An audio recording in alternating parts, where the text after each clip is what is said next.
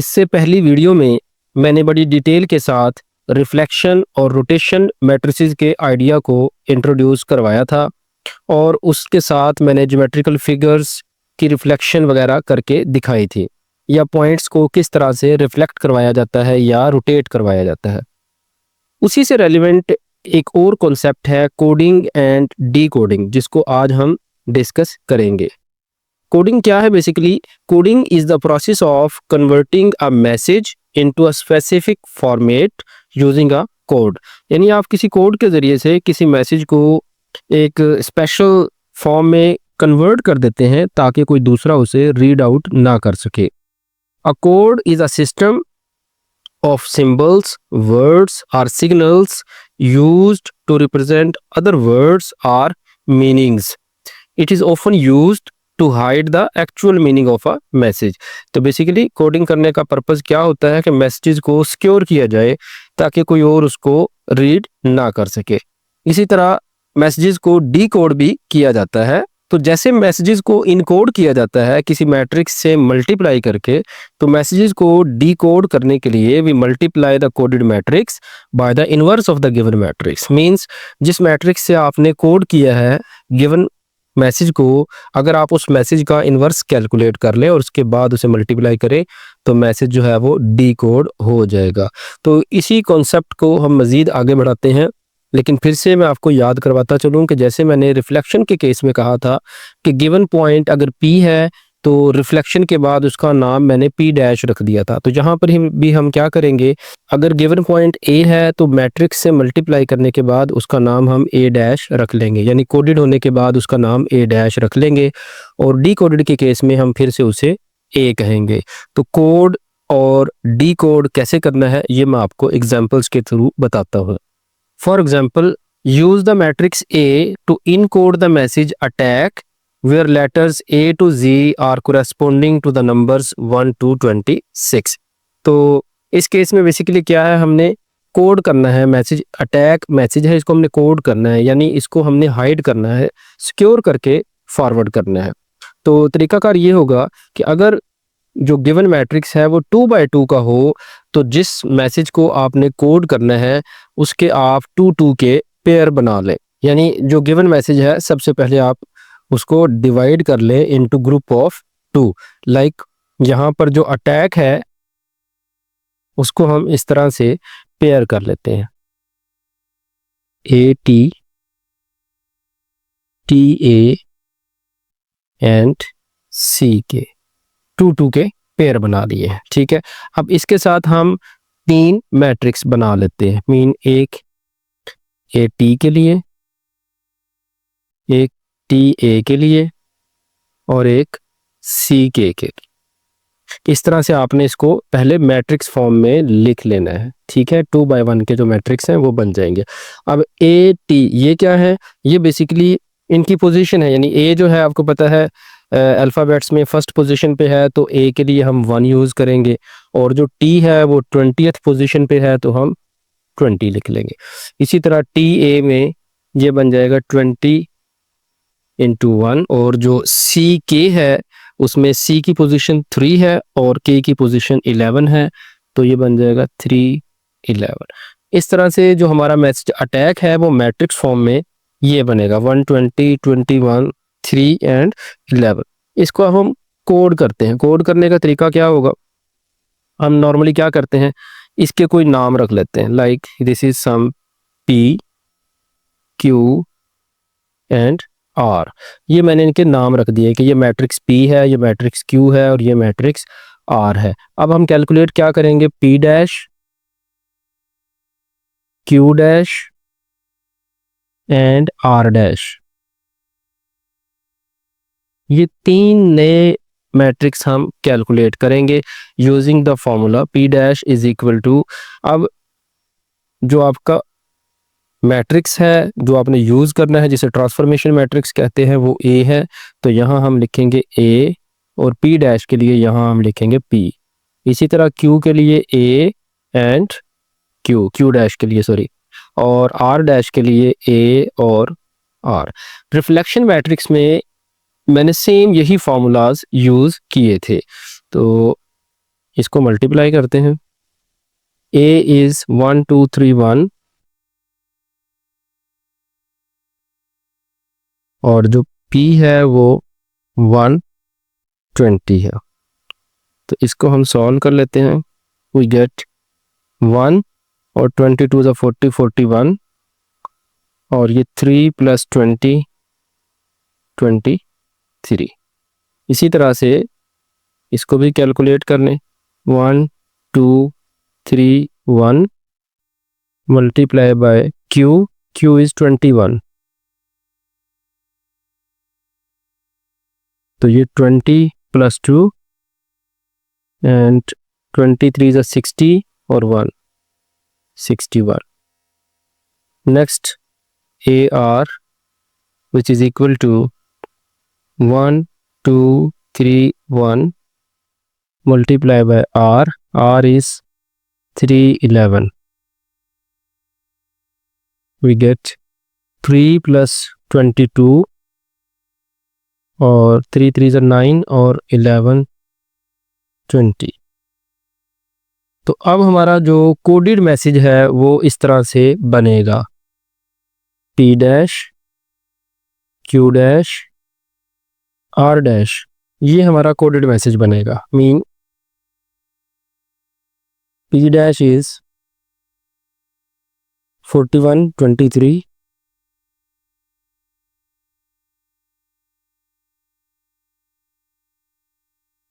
22 61 and 25 20। ये coded message होगा, यानी हमने जो मैसेज को फॉरवर्ड करना है तो इस तरह से कोड बना के करना है। तो अगला बंदा जो मैसेज रिसीव करेगा वो इसको पहले डी कोड करेगा। अब डी कोड करने का तरीका क्या होगा, यानी अगर आपने दोबारा से देखें P कैलकुलेट करना है तो P क्या होगा, आप ये जो मैट्रिक्स A है इसका इधर इन्वर्स आ जाएगा, A इन्वर्स P डैश। अब ये P डैश है, ये Q डैश है, ये R डैश है, तो A इन्वर्स यानी मैसेज को दोबारा से डी कोड करने के लिए आपने गिवन मैट्रिक्स A का इन्वर्स कैलकुलेट करना है और इन्वर्स कैलकुलेट करने के बाद आपने उसको जो न्यू मैट्रिसेस आए हैं उसके साथ मल्टीप्लाई करना है। तो इस तरह से मैसेज डी कोड भी हो जाएगा। हम कोई ऐसी एग्जांपल भी देखते हैं जिसमें हम मैसेज को डी कोड करना सीखेंगे। अच्छा, यहाँ पर एक जो कॉन्सेप्ट आपने अंडरस्टैंड करना है वो क्या है कि अगर आपका ट्रांसफॉर्मेशन मैट्रिक्स 2/2 का हो तो गिवन मैसेज को आपने 2/1 मैट्रिसेस में कन्वर्ट कर लेना है। जैसे कि यहाँ पर मैंने ATTA के पेयर बना रही है। अच्छा, बाय चांस ऐसा हो सकता है कि यहाँ पर लेटर्स की तादाद ऑड हो, जैसा है यहाँ पर लेटर्स लेट से 7 होते, तो 7 के केस में मैंने क्या करना था, एक और मैट्रिक्स मैंने बनाना था 2/1 का। 7th जो भी मेंबर होता, लाइक अगर यहाँ पर कोई E होता तो मैंने यहाँ पर E लिख लेना था नए मैट्रिक्स में, और जो लास्ट 8th पोजीशन पे क्योंकि कोई भी अल्फ़ाबेट नहीं था तो वहाँ पर आपने 0 लिख लेना है। लाइक अगर यहाँ पर 5 होते, ATTA तक होते, तो मैंने 3 के बाद यहाँ पर क्योंकि कोई नंबर नहीं था, जैसे यहाँ पर K है, अगर ये K ना होता तो मैंने यहाँ पर 0 लिख लेना था। ठीक है, इस बात का भी आपने ख्याल रखना है। यानी सिंपली आपने क्या करना है कि गिवन ट्रांसफॉर्मेशन मैट्रिक्स को देखना है, अगर वो 2/2 का है तो 2/1 के मैट्रिक्स बना लें, और अगर कोई एलिमेंट मिसिंग है तो उसकी जगह पर 0 लिख लें सिंपली, और ये फार्मूलाज यूज़ करें और आप उसकी जो न्यू कोडेड फॉर्म है वो आप कैलकुलेट कर सकते हैं।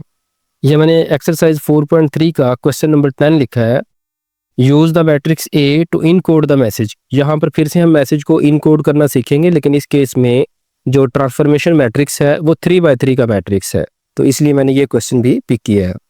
अब जो हमारा मैसेज है वो कीप इट अप। तो क्या करना है आपने, जैसे मैंने पहले बताया कि अगर मैट्रिक्स 3/3 का हो तो आपने गिवन मैसेज को 3/1 मैट्रिसेस में कन्वर्ट कर लेना है। Like KEE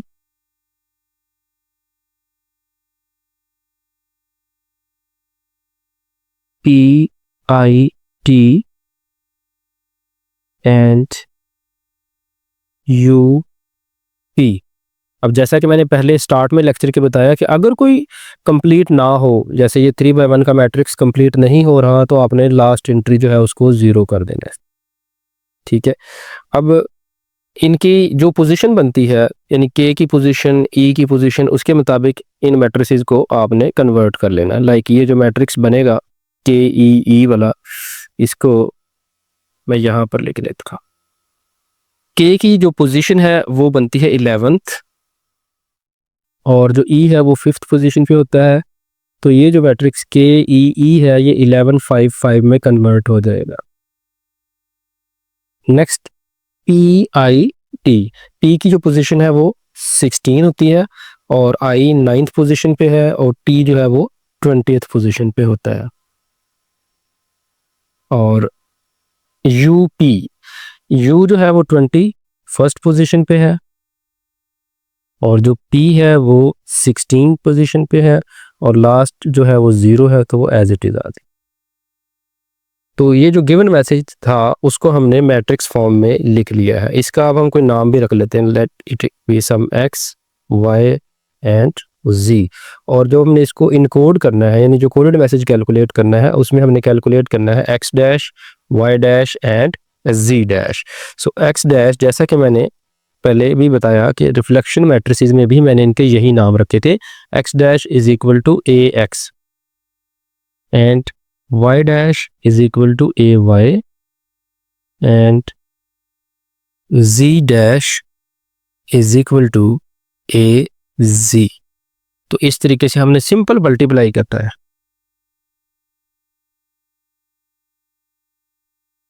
a is 1 0 1, 2 minus 1 1 and 0 1 2।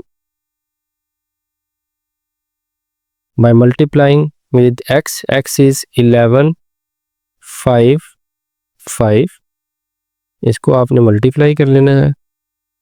तो जो न्यू मैट्रिक्स हमें मिलेगा वो 11 0 5 16, और ये 22 minus 5 plus 5 22 and 0 5 plus 10 15।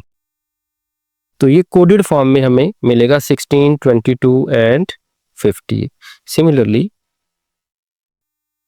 A y 1 0 1, 2 minus 1 1 0 1 2, और इसको आपने मल्टीप्लाई करना है y के साथ, which is 16 9 and 20, and after multiplication we get 16 plus 20 36 43 and 49। ये आप मल्टीप्लाई करके इसको चेक कर लेना। इसी तरह लास्ट जो z डैश है वो 1 0 1, 2 minus 1 1 0 1 2, इसको हम मल्टीप्लाई करेंगे z के साथ, विच इज 21 16 एंड 0। सो इसको मल्टीप्लाई करने से ये 21 0 0 21 26 एंड 16। तो जो कोडेड मैसेज हमारा होगा वो x dash y dash z dash, यानी आपका जो लिखने का तरीका है वो ये होगा, x dash y dash z dash, ये कोडेड मैसेज होगा। तो आपने इनकी वैल्यूज लिख देनी है। x dash is 16 22 15 and y dash is 36 43 and 49 and z dash 21 26 and 16। तो ये कोडेड मैसेज हमारा ये बन जाएगा। तो यहाँ हमने कोड करना सीख लिया है कि गिवन मैसेज को किस तरीके से आपने कोड करना है। ठीक है, अब हम सीखते हैं कि डी कोड कैसे करना है। जैसे कि मैंने पहले कहा कि डी कोड करने के लिए आपने इन्वर्स मैट्रिसेस से मल्टीप्लाई करना है। यहाँ से मैं फिर से बता देता हूँ, लाइक अगर आपको x dash y dash z dash का पता हो, यानी इस मैसेज का पता हो जो लास्ट में हमने कैलकुलेट किया है x dash y dash z dash, और आप original matrixes x y z calculate करना चाहते हैं, तो यहाँ से देखिए सिंपल इक्वेशन बन रही है, मैट्रिक्स इक्वेशन कि x अगर कैलकुलेट करना है तो a को आप लेफ्ट साइड बुला के a का इन्वर्स ले लें, a inverse x dash, a inverse y dash and a inverse z dash, तो x y z बन जाएगा। तो इस तरह से आप मैसेज जो कोडेड फॉर्म में है उसे दोबारा से डी कोड करके लिख सकते हैं। तो उसके लिए मैं प्रैक्टिस के तौर पे एक क्वेश्चन आपको करवाता हूं कि मैसेज को डी कोड कैसे करना है। डी कोडिंग को समझने के लिए मैंने एक्सरसाइज 4.3 का क्वेश्चन नंबर 11 जहां पर लिखा है decode the message that was encoded using the matrix A where the numbers 1 to 26 are corresponding to the letters A to Z and 27 is representing or dash। तो 27 की जो position है, क्योंकि वो अल्फ़ाबेट में अब अल्फ़ाबेट 26 तक है, तो 27 के लिए स्पेशली मेंशन किया गया है कि 27 डैश या और को रिप्रेजेंट कर रहा है। तो इस केस में एक कोडेड मैसेज है, इसको हमने डी कोड करना है, ठीक है। और डी कोड करने के लिए जैसा मैंने पहले कहा कि आपने सबसे पहले मैट्रिक्स का इन्वर्स कैलकुलेट करना है। तो मैट्रिक्स भी यहाँ पर 3/3 है, तो इन्वर्स कैलकुलेट करने के लिए सबसे पहले आपने इसका डिटर्मिनेंट कैलकुलेट करना है। डिटर्मिनेंट ऑफ के, जो कि हम बड़े अच्छे से पहले सीख चुके हैं। डिटर्मिनेंट ऑफ ए अगर आप कैलकुलेट करते हैं तो इस केस में ये 1 होगा। उसके बाद आपने इसका एडजॉइंट कैलकुलेट करना है। एडजॉइंट ऑफ ए और एडजॉइंट ए कैलकुलेट करने के लिए जैसा कि आप जानते हैं, आपने पहले इसके 9 कोफैक्टर्स कैलकुलेट करने हैं और उसके बाद इसका ट्रांसपोज आपने लेना है। तो एडजॉइंट जो आएगा वो -1 -2 1 1 3 -2 1 1 -1, ये इसका एडजॉइंट होगा। क्योंकि डिटर्मिनेंट जो है वो 1 है, तो जो ए का इन्वर्स है वो भी एडजॉइंट ही होगा, यानी A inverse is equal to adjoint of A simply, क्योंकि डिटर्मिनेंट इस केस में 1 है।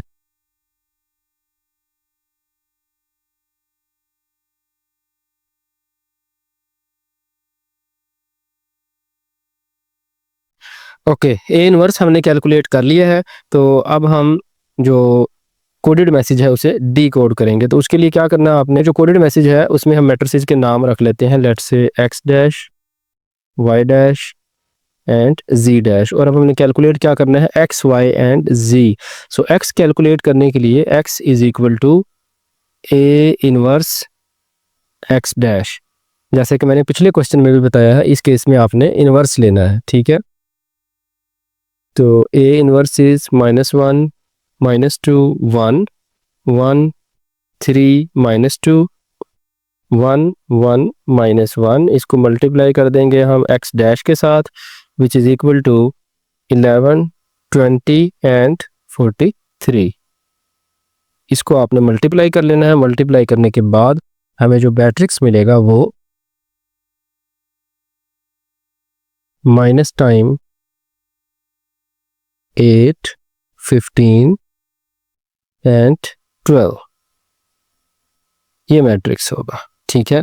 और इसको अगर हम अल्फ़ाबेट्स में देखें तो 8 जो है वो फर्स्ट पोजीशन पे H होता है, और 15 पोजीशन पे O होता है, और 12 पे L होता है। तो ये हमारा मैसेज बन जाएगा HOL।